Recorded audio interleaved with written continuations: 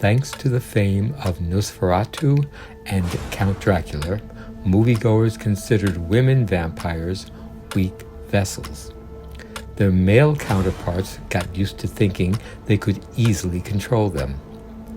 But as horror films progressed, along with women's rights, these thirsty womenfolk emerged from their sleeping places. Watching these femme fatales became much more interesting as I moved into teenhood and anxiously looked for female vampires in horror movies. Number 5, Lifeforce. Directed by Tobe Hooper and starring Matilda May, Stephen Railsback, Frank Finley, Patrick Stewart, and Peter Firth. Scientists investigating a comet encounter a colossal spaceship that contains humanoid passengers with separate glass cabinets.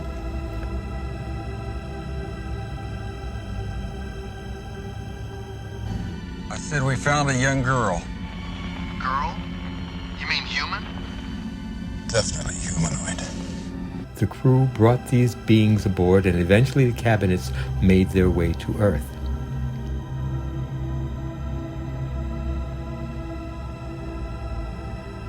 One of these aliens awakens, and she draws a man close to her. Space Girl sucks the life force from the unwilling participant.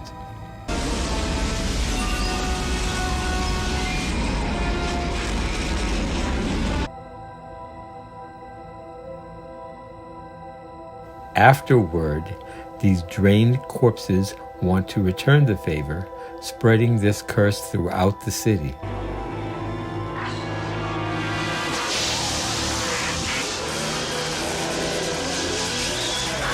When one of the original astronauts realizes what is happening, he sets out to stop the persistent alien in any way he can.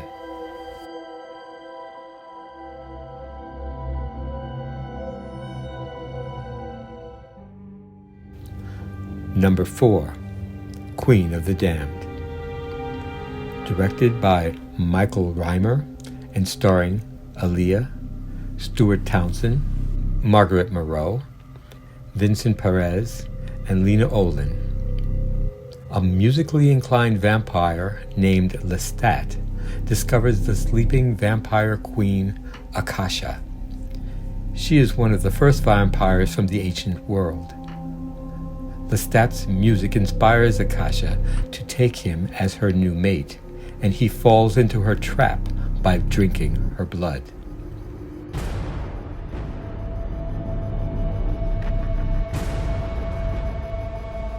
Once free, she seeks out Lestat and traces him to one of his popular hangouts. Akasha learns that other vampires seek to kill him because of his flamboyant lifestyle, so she burns down the club with everyone in it.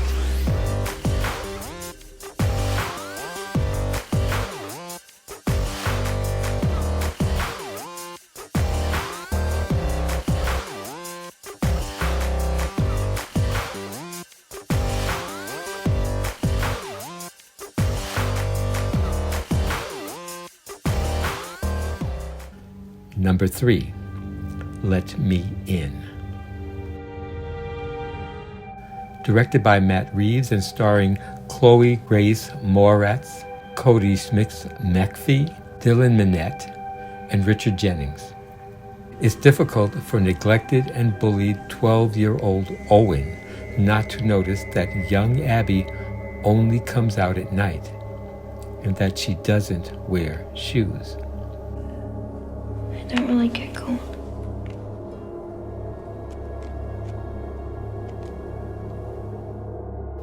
As murders occur around the apartment complex, Owen's curiosity makes him ask his new friend a few questions. Are you a vampire? I need blood to live. But how old are you? Really? 12. But I've been 12 for a very long time. But regardless of her strong bond with Owen, when Abby finds herself alone, her terrible need has a will of its own. I fell.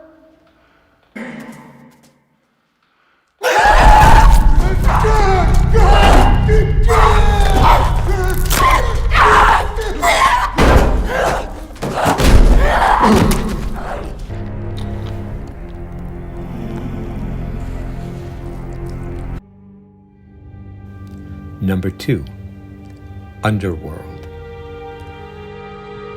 Directed by Len Wiseman and starring Kate Beckinsale, Michael Sheen, Bill Nye, Scott Speedman, Shane Brawley, Kevin Riomo, and Sophia Miles. The blood feud between the vampires and the Lycans, or werewolves, began 600 years ago, and the war has become bloodier as the centuries rolled on. But watching over her people is Celine. She is their most highly trained assassin, working furiously against the werewolf sect.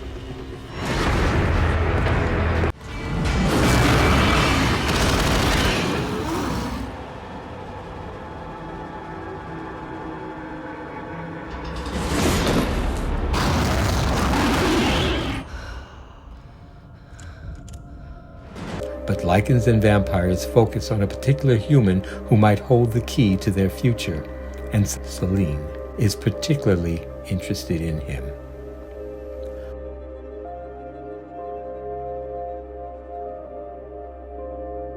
Fortunately, the aristocratic vampires now produce a synthetic blood product that negates the need to assault human beings. But when faced with the demise of her newfound love, Selena discovers that sometimes the old-fashioned ways are best.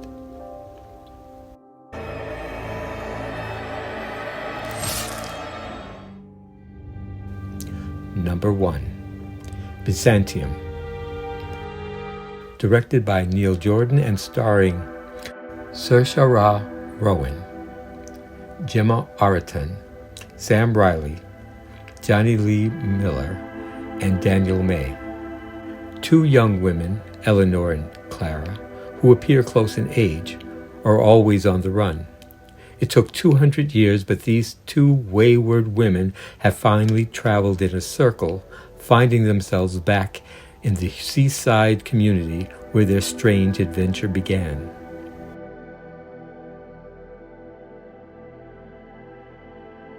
There could not be two vampires that have more differing personalities. Eleanor does her best only to feed if the person is elderly and willing to end their life.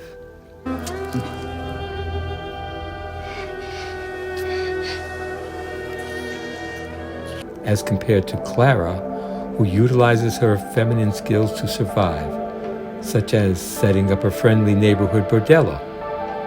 On a whim, she would quickly take down an enemy if necessary, and then feed.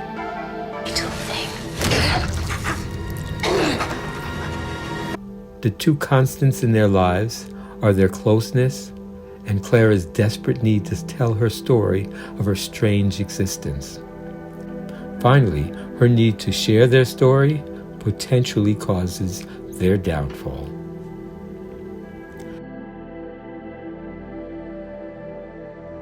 Thanks for watching these different sides of vampirism with me.